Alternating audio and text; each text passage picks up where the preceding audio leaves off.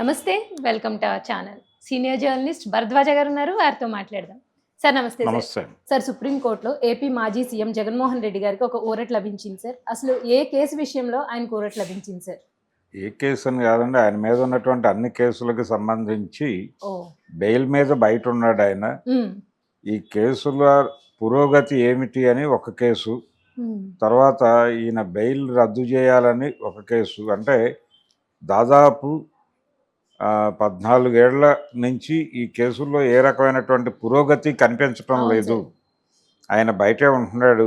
ఉమ్, కాబట్టి కేసులలో ఏదో ఒక డెసిషన్ అన్నా రావాలి, కనీసం తీర్పు అయినా రావాలి, ఉమ్, లేకపోతే బెయిల్ క్యాన్సిల్ అయినా జరగాలి అనే పద్ధతిలో 2-3 పిటిషన్లు దాఖలైనాయి. ఉమ్, ఇక్కడ హైకోర్టులోనూ దాఖలైనాయి, హైదరాబాద్ హైకోర్టులోనూ, అలాగే సుప్రీంకోర్టులో దాఖలై ఉంది ఒకటి. బెయిల్ క్యాన్సిల్ చేయాలనే పిటిషన్ వేసిన వాడు రఘురామకృష్ణరాజు. ఉమ్, ఆయన గతంలో అంటే 2019లో ఆయన వైఎస్ఆర్సీపీ నుంచి ఎంపీగా గెలిచి వెళ్ళాడు. ఆ తర్వాత పార్టీకి ఆయనకి విభేదాలు వచ్చినాయి, ఆయన దూరంగా ఉన్నాడు.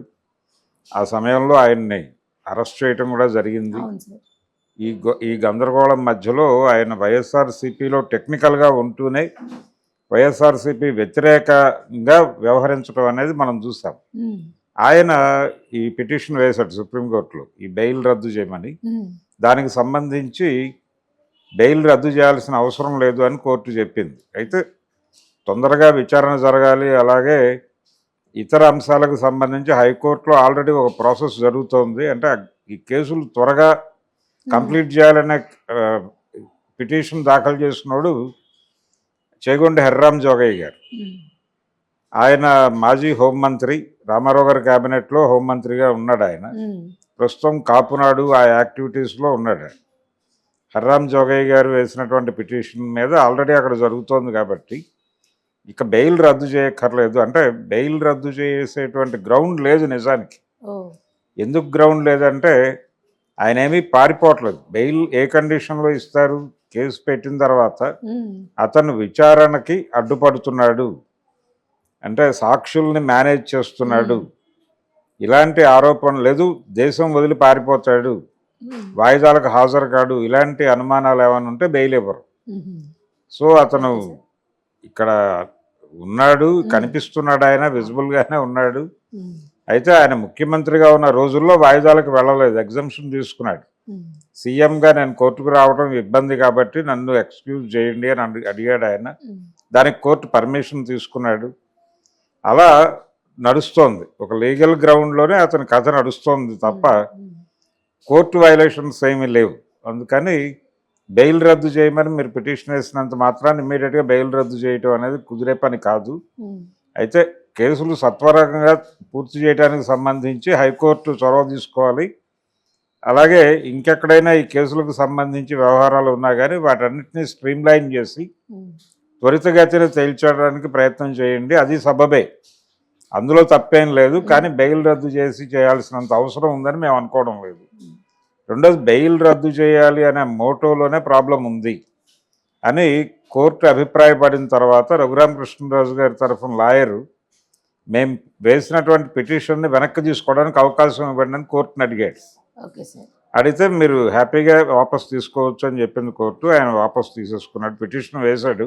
ఉమ్, కాబట్టి ఒక కేసు జగన్మోహన్ రెడ్డి గారికి 2 తలకాయ నొప్పులు. ఒకటేమో హర్రామ్ జోగయ్య గారు వేసిన కేసు, ఉమ్, రెండోది ఈయన ట్రిబులార్ అనే పేరుతో పాపులర్ రఘురామకృష్ణరాజు ఉమ్, ఆయన వేసినటువంటి కేసు. ఆ కేసు అయిపోయింది, అది పక్కకి వెళ్ళిపోయింది.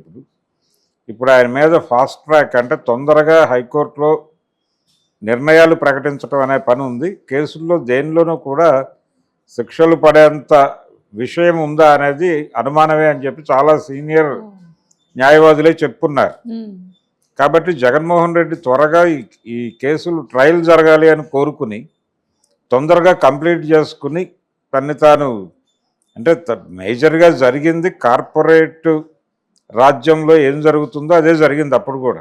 Okay sir. అంటే మీకిది మాకది అనే పద్ధతిలో ఉమ్, వైఎస్ రాజశేఖర రెడ్డి గారు సీఎంగా ఉండగా ఆయన రకరకాల కాంట్రాక్టులు, రకరకాల ఇతర వ్యవహారాలు వేరే వాళ్ళకి ప్రభుత్వం నుంచి పనులు ఇచ్చినప్పుడు ఉమ్, వాళ్ళకి మొబిలైజేషన్ అడ్వాన్స్లు అనే పేరుతో డబ్బులు కూడా ప్రభుత్వం ఇచ్చింది. ఆ ఇచ్చిన డబ్బుల్లో మెజారిటీ డబ్బులు తిరిగి జగన్మోహన్ రెడ్డి కంపెనీల్లోకి వాటాల రూపంలో వచ్చేసినాయి. అందుకని అది ప్రధానమైనటువంటి కేసు. అసలు ప్రభుత్వాలు కార్పొరేట్లని ఫెసిలిటేట్ చేయడానికి ఏజెన్సీలుగా మారిపోవటమే ప్రస్తుతం సమాజంలో రాజకీయము ప్రభుత్వాలు చేస్తున్న పని అదే, అంతకుమించి ఏమీ లేదు. ప్రభుత్వాలు కార్పొరేట్లని ఫెసిలిటేట్ చేయడం కోసమే ఉన్నాయి. అదే పని చేశాడు రాజశేఖర రెడ్డి. ఆ పని చేసి పెట్టినందుకు గాను ఆయనకి కొంత లైజానింగ్ ఫీజు ఇచ్చారు వాళ్ళు. ఆ లైజానింగ్ ఫీజుని లంచం అనండి, లేకపోతే ఇప్పుడు లైజానింగ్ అంటున్నారు అందరూ, అది ఆయన కంపెనీల్లో ఒక వాటాగా వెళ్ళింది. కాబట్టి ఇది జనరల్గా జరుగుతున్నటువంటి వ్యవహారమే. ఇది కార్పొరేట్ రాజకీయ వ్యాపారంలో సహజ పరిణామమే. కాబట్టి దీనిలో ఈ కేసులో ఆయనకి ఏదో భారీగా శిక్షలు పడిపోతాయని అనుకోవడానికి అవకాశాలు లేవు. కొట్టేసే కేసులే ఎక్కువ ఉంటాయి.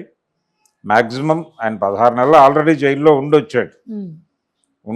కాబట్టి ఈ కేసుల్లో త్వరితగతిన న్యాయం జరగాలి అని ఆయన కోర్టు మీద ప్రెజర్ తీసుకొచ్చి క్లియర్ చేసుకుంటే ఆయనకే మంచిది. అంటే ఒక లింక్లోంచి బయటకు వచ్చేస్తాడు. కానీ ఈయన కేసులు అంత త్వరగా తెమల్చకుండా కేంద్ర ప్రభుత్వం కూడా అడ్డుపడే అవకాశం ఉంది.